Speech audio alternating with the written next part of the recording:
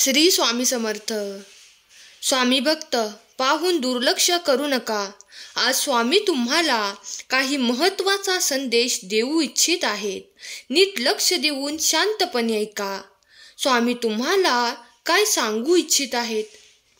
स्वामी म्हणतात, पुढील 5 मिनिटे तुझ्यासाठी महत्त्वाची ठरणार आहेत. जर का तू तुझ्या आयुष्यातील 5 मिनिटे हा संदेश ऐकण्यात घालवलीस तर तुझी पुढील 100 वर्षे मी सुखाने घालवू शकतो. देव म्हणतो, कशाचीही चिंता करत बसू नका. तुमच्या नियंत्रणात काय आहे यावर लक्ष केंद्रित करा. बाकीची काळजी मी घेईन.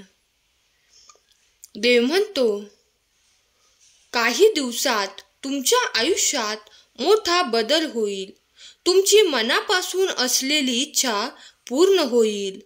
तुम्हाला खरोखर हवे असलेले काहीतरी येत आहे. मला माहीत आहे तुला काय हवे आहे. अनेक चमत्कारांनी तुझे आयुष्य भरून जाणार आहे. खूप आशीर्वाद तुझ्या वाट्याला येत आहेत. सहमत असाल तर होय टाईप करा. पुढचे 3 दिवस अविस्मरणीय आशीर्वाद, उघडे दरवाजे, बरे झालेले शरीर, नवीन करार आणि यापूर्वी कधीही न पाहिलेल्या अनुकूलतेने भरले जातील. आज तुमचा भाग्यवान दिवस आहे. तुमचे जीवन बदलणार आहे. मोठे आशीर्वाद येणार आहेत. मी तुमच्यावर प्रेम करतो. आपण श्री नरसिंह सरस्वती महाराजांच्या श्रीशैल्य गमन व स्वामी समर्थांचे प्रकटीकरण याविषयी काही माहिती जाणून घेणार आहोत. श्री गुरूंच्या श्रीशैल्य गमनाच्या वेळी क्षणार्धात नौका डोळ्यासमोरून गेली.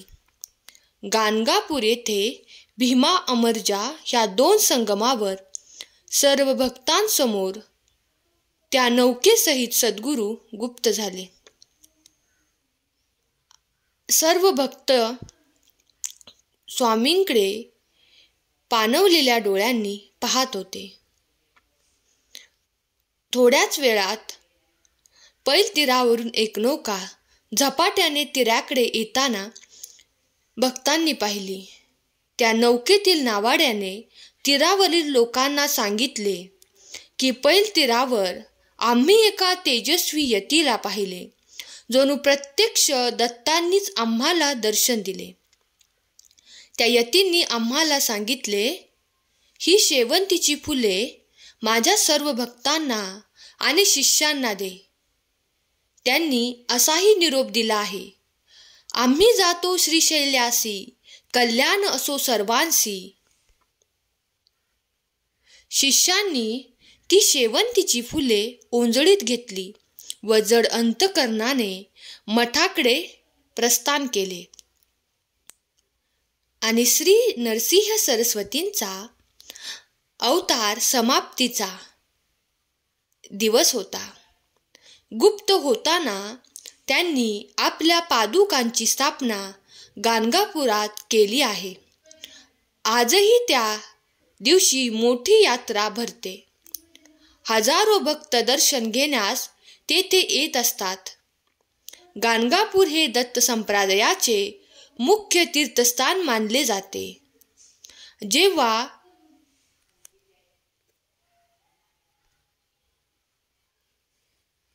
जेव्हा श्री गुरु श्रीशैल्या येथे गुप्त झाले व सर्व भक्तांना नरसिंह सरस्वतींचा साक्षात्कार प्रत्यक्षही होऊ लागला. ते अनंत काळ तेथे समाधी अवस्थेत होते. त्यावेळी इकडे सर्व धर्म लोक भ्रष्ट होऊन स्वैराचार होऊ लागले होते. अनेक पंथ, अनेक मते निर्माण होऊन सगळीकडे अराजक माजले. सर्वत्र यवनांचे अनुकरण करण्यास हिंदूंची सुरुवात झाली होती. त्यांना हे सर्व अंतर्ज्ञानाने समजत होते. समाधी अवस्था विसर्जित करून लोकांच्या कल्याणासाठी ते परत तीर्थस्थळे फिरत होते. गंगेच्या काठावरील एका महद अरण्यात श्री नरसिंह सरस्वतींनी परत समाधी लावली. ते कर्दळीवन होते. तेथे बराच काळ समाधीस्थ गेल्यावर त्यांच्या भोवती प्रचंड वारूळ निर्माण झाले. खूप वर्षानंतर एकदा एका प्रचंड वृक्षाच्या खाली एक लाकडे तोडण्यासाठी आला होता. आपणास भरपूर लाकडे मिळतील या हेतूने त्या झाडावर आपल्या कुऱ्हाडीचा घाव घातला व लाकडे तोडावयास सुरुवात केली. त्याचा एक घाव चुकून त्या वारुळावर लागला. त्या क्षणी त्या वारुळातून रक्ताची एक चिळकांडी उडाली. ते पाहून लाकूड तोड्या घाबरला. क्षणभर त्याला काय करावे हे सुचेना. लाकूड तोड्याने त्या अवस्थेतच वारुळाची माती लगेचच उपासण्यास सुरुवात केली. तो एक तेजपुंज ऋषी त्या वारुळात आसन घालून बसलेला त्याने पाहिला. त्यांच्या तेजाची प्रभा सगळीकडे पसरली होती. त्या ऋषींच्या मांडीतून भळभळा रक्त वाहत होते. हे अघोरी कृत्य आपल्या हातून घडले व आपण पापाचे धनी झालो. आता हे ऋषी आपणास शाप नक्कीच देतील असा विचार त्यांच्या मनात आला. तो दुःख वेगाने रडू लागला. तेव्हा ऋषींनी आपली समाधी विसर्जित केली व त्या लाकूड तोड्याकडे मंदस्मित करत ते ऋषी पाहू लागले. तेव्हा लाकूड तोड्या लगेचच धावत पुढे आला व त्याने त्या ऋषींचे चरण धरले. तो ऋषी म्हणजे नरसिंह सरस्वतींचाच अवतार श्री स्वामी समर्थ म्हणून प्रकट झाला होता. तो लाकूड तोड्या वारंवार स्वामीची क्षमा मागू लागला. तो म्हणाला, मी बहु अन्यायी परी घातले आपुल्या पायी, क्षमा करुनी लवलाही अभय द्यावे मज दिना. पायाशी लोळण घेणाऱ्या त्या लाकूड तोड्यास स्वामींनी मोठ्या प्रेमाने उठवले. स्वामींचा स्पर्श होताच त्याच्या अंगातून वीज सळसळली. स्वामी म्हणाले, तुझ्याकडून माझी समाधी भंग पावली व मी प्रकट झालो. तू महान पुण्यवंत आहेस. तुझे परम कल्याण होईल. स्वामींनी लाकूड तोड्याच्या मस्तकावर हात ठेवला. त्या क्षणी त्याला अपूर्व ज्ञानप्राप्ती झाली. त्याने स्वामींचे चरण धरले व त्याच्या अश्रूंनी स्वामींच्या चरणांना अभिषेक केला. दत्तात्रयांचा तिसरा अवतार स्वामी समर्थांच्या रूपाने प्रकट झाला. ते अंधारातले गडद अरण्य स्वामींच्या तेज प्रकाशाने उजळून निघत होते. स्वामींच्या मुखातून शब्द आले, दत्तनगर मूळ पुरुष वडाचे झाड मूळ मूळ. हे शब्द बोलून स्वामी तेथून पुढील प्रवासाला निघाले.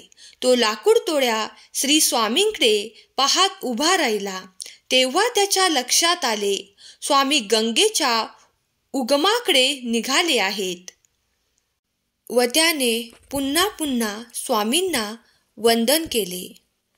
स्वामी भक्त हो, तुम्हाला कथा आवडली असल्यास खरा स्वामी भक्त टाईप करा.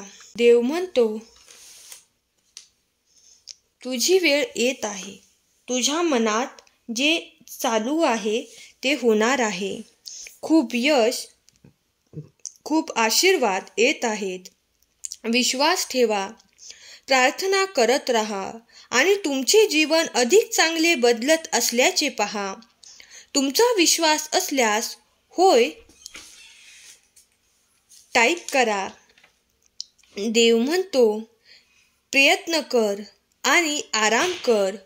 देव पाहतो देव जाणतो आणि देव त्याचे निराकरण करतो. देव म्हणतो, सध्या तुझ्या आयुष्यात काय घडत आहे हे मला समजत आहे. मी तुझ्या सोबत आहे. देव म्हणतो, तुम्ही लवकरच काहीतरी खास साजरे करणार आहात. तुमची चांगली बातमी शेअर करताना तुम्ही आनंदाने आणि खूप सुखाने परिपूर्ण असाल. देव म्हणतो, तुम्ही खूप नशीबवान आहात. आता आयुष्य तुमच्या कल्पनेपेक्षा चांगले होईल. सकारात्मक रहा आणि सर्व काही ठीक होणार आहे यावर विश्वास ठेवा. तुमचा विश्वास असल्यास स्वामी माऊली टाईप करा. तुम्ही तुमच्या आयुष्यातील एक शक्तिशाली अध्यायात प्रवेश करत आहात. घाबरू नका. तुमची स्वप्ने पूर्ण होतील. तुमचे आशीर्वाद वाढतील. खूप लवकर तुम्हाला हवे ते सर्व मिळेल. आजचा हा संदेश शेवटपर्यंत ऐकल्याबद्दल धन्यवाद. श्री स्वामी समर्थ.